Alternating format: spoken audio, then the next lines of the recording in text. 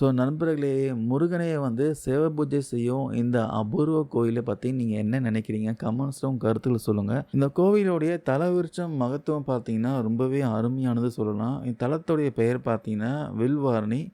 அதாவது வில்வக்காடு. இங்க உள்ள தலவிருட்சமான வில்வ மரம் மிகவும் சக்தி வாய்ந்தது சொல்றாங்க.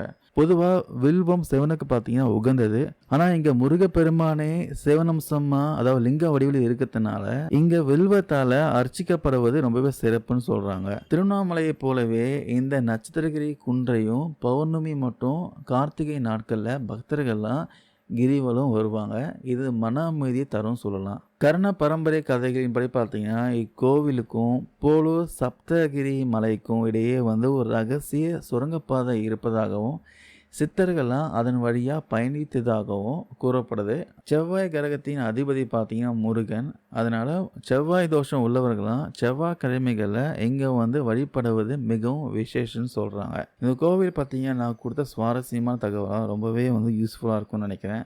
இதே விஷயமா உங்களுக்கு கருத்துக்கள் ஏதாவது இருந்தா கமெண்ட்ஸ்ல சொல்லுங்க. யாராவது இந்த கோவில் விசிட் பண்ணியிருந்தா அதுவும் கமெண்ட்ஸ் பண்ணுங்க. இன்னும் விசிட் பண்ணாதவங்க மறக்காம போய் சீக்கிரமா போய் பார்த்துட்டு முருகனுடைய அருளை பெற்று வாருங்க.